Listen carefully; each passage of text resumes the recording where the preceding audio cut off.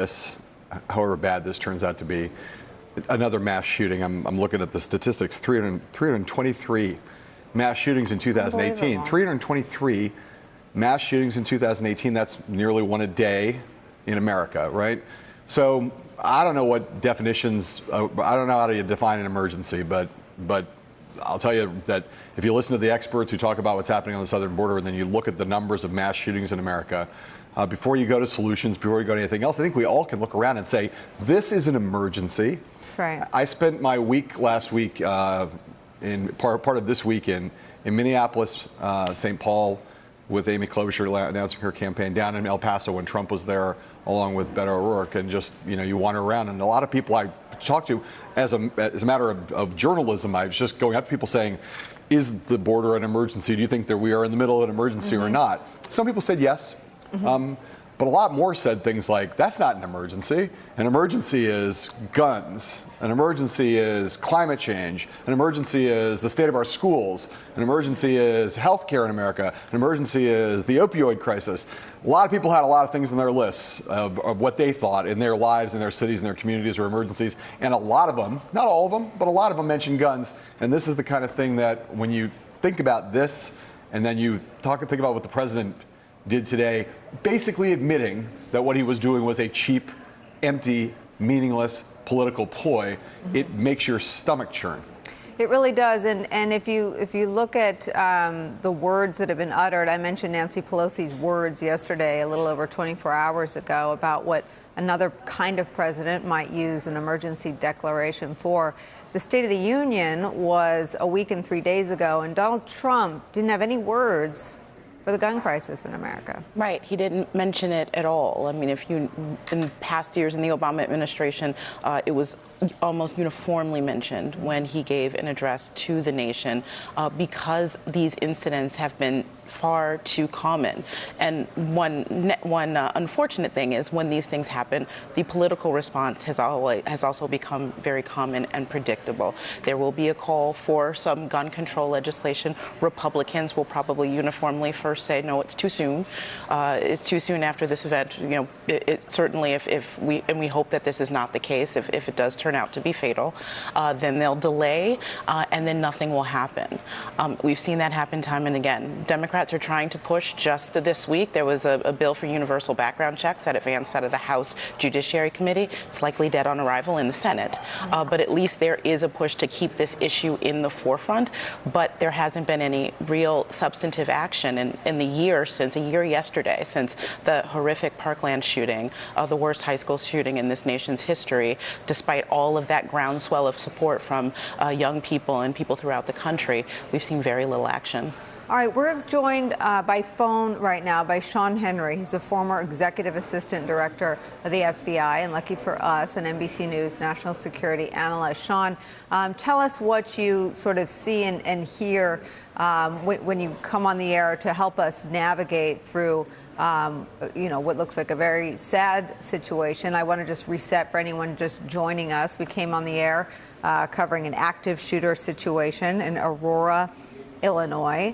The community was alerted via tweet by their city that said we have an active shooter incident, gave out the address. We have since learned, since we've been on the air just a little over 11 minutes, that they have apprehended the shooter. Sean Henry, what's your sense of what's happened here today in Aurora? Well, Nicole, as I watch this, I'm looking at a number of officers. They appear to be tactical officers who entered the building. Well, you'll notice all the ambulances are still about 100 yards away from the building. I think that even though they may have a shooter apprehended, the tactical response is going to include a thorough search of the building to ensure that there is a threat, that there's no additional threat, that it's been removed or mitigated. So it appears to me when I saw the number of officers going in, it appeared to be about 20 or so officers, that they're likely doing a very thorough search to ensure that there are no accomplices, no other individuals in the building that would pose a threat to the first responders. They're going to do that type of analysis. The other piece here is this is really appears to to be quite a large ranging facility, perhaps over a couple of acres with multiple buildings. And additionally, officers are going to want to search that. The key piece here is to ensure that there's no threat to any of the officers, there's no threat to anybody on the inside, and any of the emergency response people that are coming in to render medical assistance, that they also no danger posed to them. Sean, you mentioned ambulances. While you were talking, some information came into our newsroom that 2 patients have been admitted to local hospitals. We don't have any information on their condition, but the hospitals have described themselves as being on high alert. I understand that, Sean, to mean they're ready to receive more patients if the situation sadly turns into one where more medical care is needed. But two patients at least, 2 patients confirmed, admitted to a local hospital. Yeah, when you think about a facility as large as this, and just based on the visual images here, Nicole, we don't have a lot of information, but you'd expect there to be quite a large number of employees there. And emergency responders need to prepare for the worst. They need to ensure that they've got adequate equipment, appropriate staff on standby should the worst occur and there be multiple casualties or injuries there. So they want to ensure that they're geared up. I can tell you that because we've been working in an environment over the last decade or so with active shooters, these municipalities are working hand in hand. The law enforcement people work with the emergency responders. They work with the hospitals, state, federal, local agencies, all working together in a very collaborative way.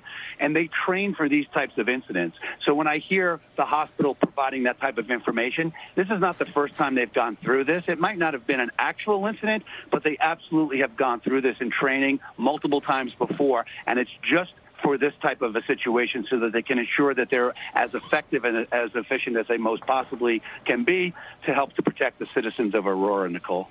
That comment, Sean, in and of itself is a stunning commentary on where we are, that in the last decade, cities train for this, hospitals train for this. I know as a mom, schools train for active shooter drills when kids are as young as pre-K and nursery school.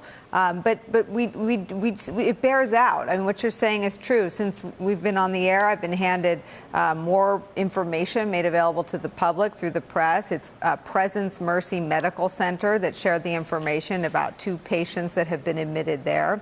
We also have the reporting that that hospital is not a trauma center, and we do not have any information about the 2 patients being treated there in terms of their condition. But talk about why the last decade and beyond the obvious that these incidents are, as John Heilman said, a more than daily occurrence in America. A mass shooting takes place just about every day. But talk about how that changed the way law enforcement and hospitals and schools and cities communicate with the people they serve.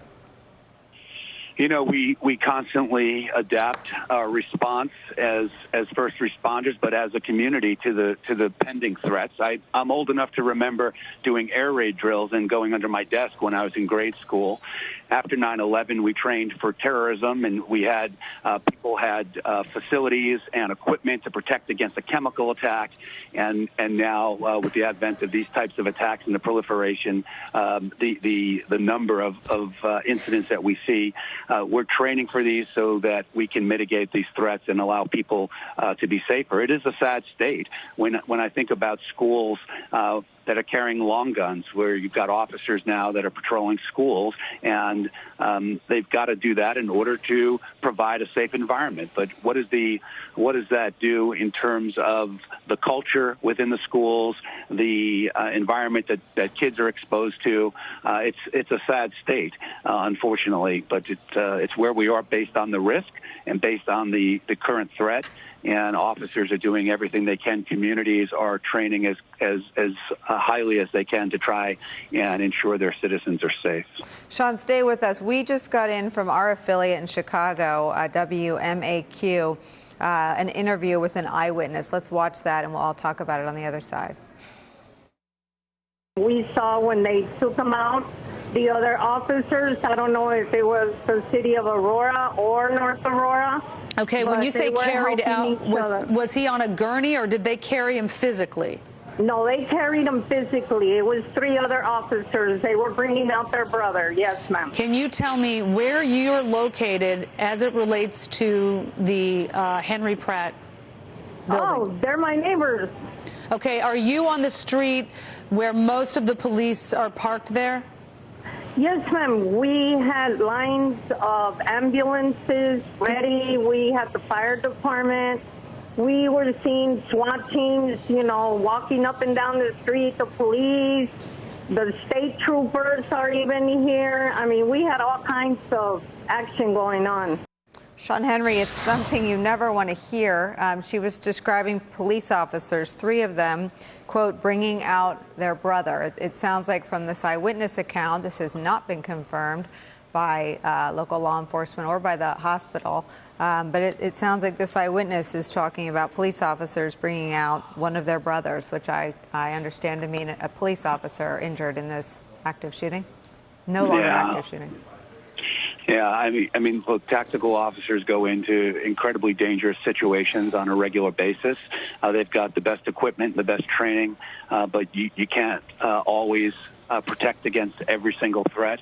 Let's hope that officer is not injured critically. It's just perhaps a slight injury. But their goal, when we have an active shooter, the goal of law enforcement is to neutralize the threat.